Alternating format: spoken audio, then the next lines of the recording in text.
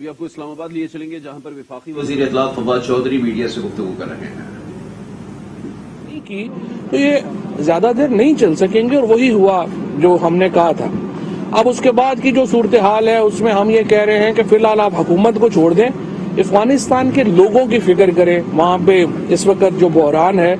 غذائی بحران ہے، اس وقت ایک معاشی بحران ہے، اس کو سہارا دینے کی ضرورت ہے۔ یہ جو اس وقت رشیا میں اور یوکرین میں جو ٹینشن ہے، اس میں کل جیسے وزیر اعظم صاحب نے یہ بات کہی، ایک تو دیکھیے کہ تیل کی قیمتیں $100 اب بیرل پہ چلی گئی ہیں، جس سے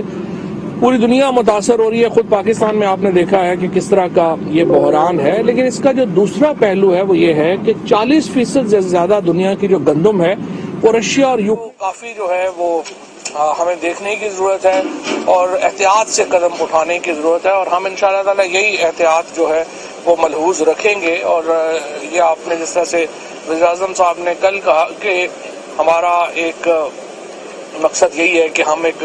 متوازن خارجہ پالیسی جو ہے وہ لے کے چل سکیں۔ اس سے پہلے چائنا کا جو دورہ ہوا وزیر اعظم کا، اس میں جس قسم کی چائنیز پریزیڈنٹ نے ریسیپشن دی اور پرائم منسٹر نے وہاں پہ، اور سی پیک کے اوپر جو اس کے اثرات آئے ہیں وہ اب آہستہ آہستہ سامنے آنا شروع ہو گئے ہیں،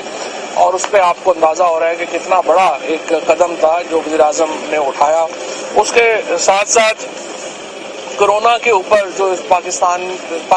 کو اپریسیشن ملی پوری دنیا میں، وہ آپ کے سامنے ہے۔ بل گیٹس یہاں پہ تشریف لائے، پولیو کا جو خاتمہ ہوا، اور بل گیٹس جیسے لوگ جو ہیں جب ملکوں میں آتے ہیں تو ظاہر ہے کہ اس کی آپ کو ایک بہت بڑی خوشخبری ہوتی ہے۔ اس طرح کی انویسٹمنٹس آ رہی ہوتی ہیں، وہ بھی آپ کے سامنے جو ہیں وہ اس میں جو ہیں وہ آئی ہیں۔ اس ساری صورتحال میں CEC نے وزیر اعظم اور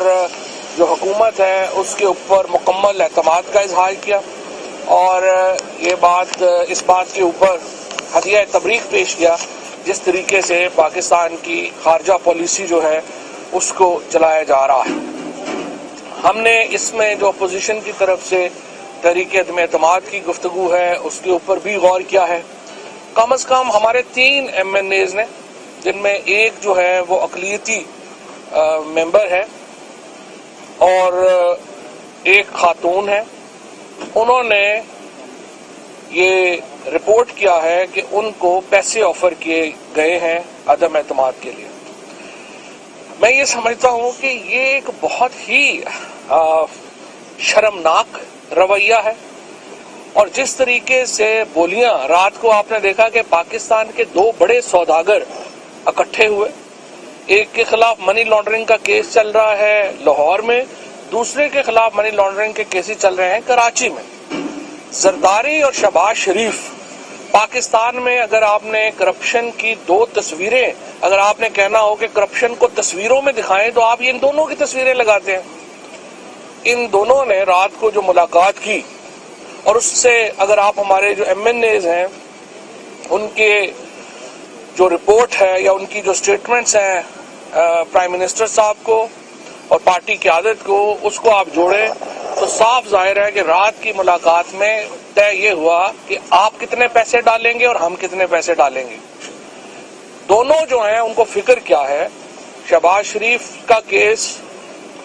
ڈے ٹو ڈے اب انشاءاللہ تعالی آگے چلنے کے امکانات پیدا ہو رہے ہیں۔ شہباز شریف صرف ایک وجہ سے اس وقت جیل سے باہر ہے کہ یہ کیس ڈے ٹو ڈے نہیں چل رہا۔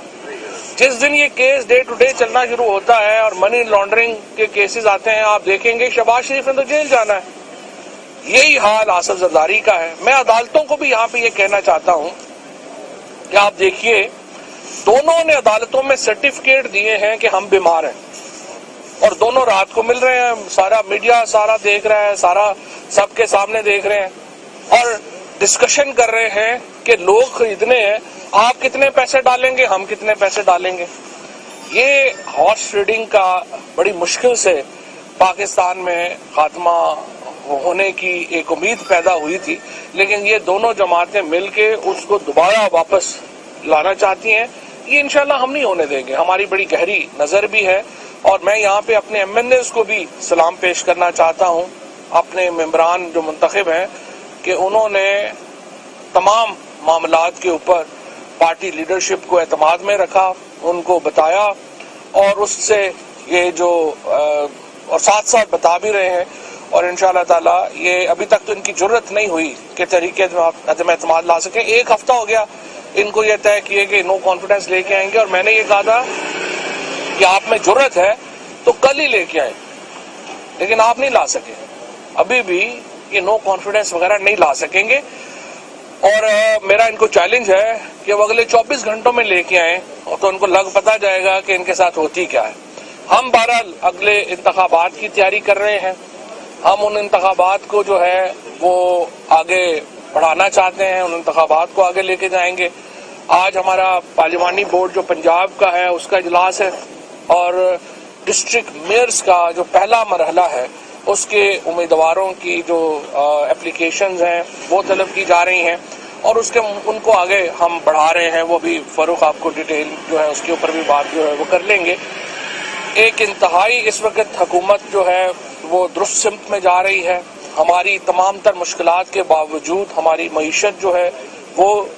صحیح پیرائے میں آگے بڑھ رہی ہے، اور پیکیجز ہم انشاءاللہ اگلے ہفتے لا رہے ہیں جس سے اور عوام کو ریلیف دیں گے. پاکستان میں ایک طویل عرصے کے بعد جو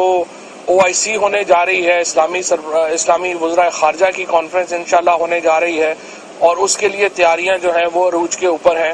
اور آج کا جو دورہ ہے وزیر اعظم کا یہ بہت اہمیت کا حامل ہوگا، اور انشاءاللہ آپ کو یہاں سے بھی پتہ چلے گا کہ پاکستان کی اہمیت میں بے پناہ اضافہ ہو رہا ہے. اور میں فروخ صاحب آپ سے درخواست کروں گا کہ پارلیمانی بورڈ پہ بات کریں. بسم اللہ الرحمن الرحیم. آج جیسا کہ منسٹر صاحب نے آپ کو کہا کہ ہمارا جو باقاعدہ طور کے اوپر پارلیمانی بورڈز بھی جو ہے وہ قائم کر دیے گئے ہیں، اور خاص طور کے اوپر آئندہ جو پنجاب کے اندر ہماری وزیر اعظم صاحب کی ہمیشہ ایک کمٹمنٹ رہی ہے کہ لوکل گورنمنٹ کا نظام جو ہے وہ قائم ہونا چاہیے، اور گورننس جو ہے وہ تھرو لوکل گورنمنٹس کے ذریعے ہونی چاہیے. اس کی طرف ہم بڑھ رہے ہیں. خیبر پختونخوا کے اندر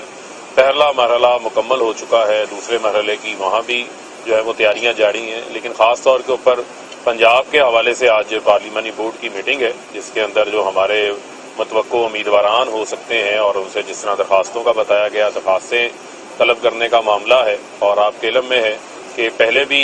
ہم نے یہ ایک جرات مندانہ اقدام لیا. ہم نے ڈائریکٹ انتخابات جو ہے وہ خیبر پختونخوا کے اندر بھی کروائے، اور ایک مضبوط لوکل باڈیز کا ایک بااختیار نظام جو ہے وہ ہم لے کر آئے ہیں. اور جو آئینی ریکوائرمنٹ ہے آئین کا 140A ہے اس کو ہم انشاءاللہ پنجاب کے اندر بھی پورا کرنے جا رہے ہیں. اور جو ہمارے وہاں پر امیدواران ہیں ان کی جو قابلیت ہے، اہلیت ہے، اس کو پرکھ کے ہم انشاءاللہ اپنے جو امیدواران ہیں ان کو فالو کریں گے. اور اسی طریقے سے جو ہماری ڈسٹرکٹ کی، جو ہماری تحصیلوں کی سطح کے اوپر جو ہماری آرگنائزیشنز ہیں